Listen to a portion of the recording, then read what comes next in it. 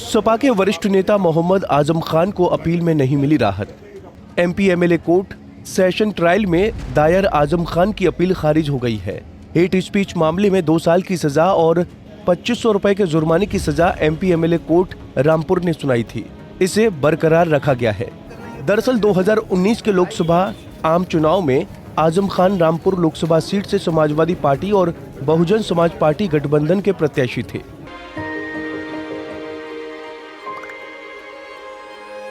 मिलके हम पंजाब को रंगला पंजाब बनाएंगे और बिजली के मामले में पंजाब को सरप्लस बनाएंगे।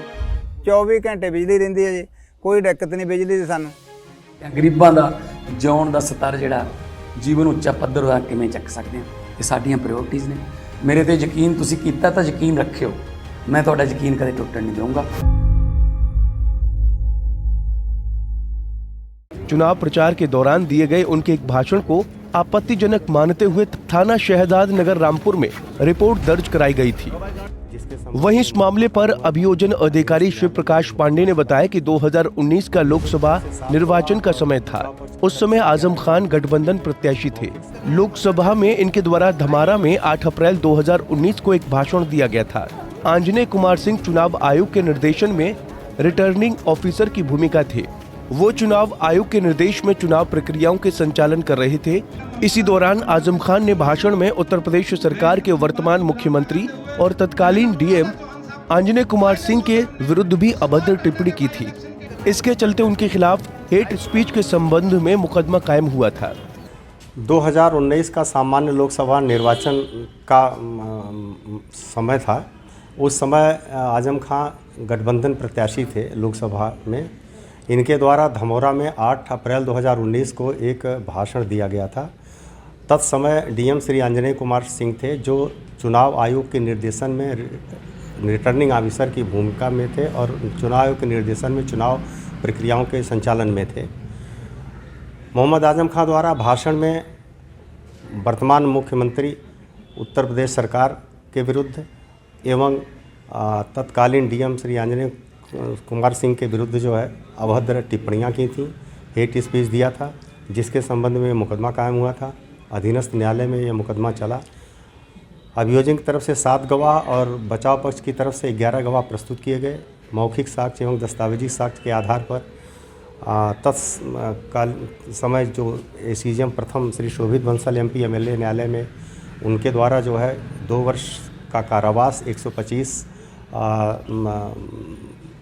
धारा 125 में लोक प्रतिनिधित्व अधिनियम में एवं 505 1B में दिया गया था।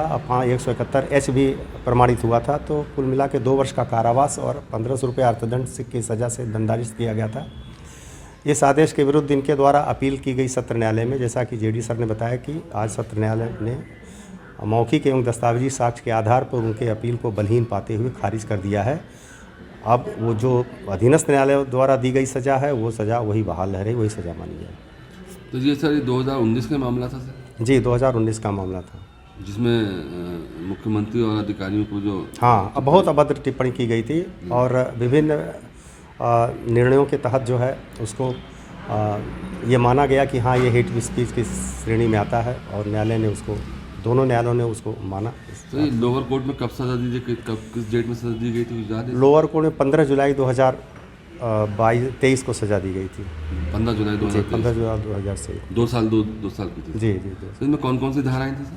171 H भारतीय दंड संहिता की थी, 505 1B भारतीय दंड संहिता की थी और 125 लोक प्रतिनिधित्व अधिनियम था। चूँकि आचार संहिता का उल्लंघन था, जो बातें उन्होंने की थी उससे धारा 125 आचार संहिता का भी उल्लंघन होता था।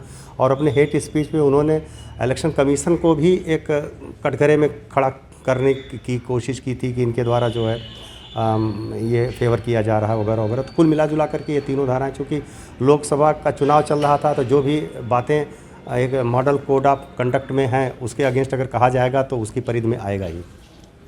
फिलहाल बताया जा रहा है कि ये पूरा मामला साल 2019 का है, जब लोकसभा चुनाव प्रचार के दौरान शहजाद नगर थाने के क्षेत्र के धमोरा में आजम खान पर हेट स्पीच देने का आरोप लगा था। जनसभा को संबोधित करते हुए आजम खान ने आपत्तिजनक और भड़काऊ भाषण दिया था। इस मामले में एडीओ पंचायत में शहजाद नगर थाने में मुकदमा दर्ज कराया था। पंजाब केसरी टीवी के लिए रामपुर से रविशंकर की रिपोर्ट। हमसे जुड़े रहने के लिए हमारे YouTube चैनल को सब्सक्राइब करें और नई वीडियो की नोटिफिकेशन के लिए बेल आइकॉन को दबाएं।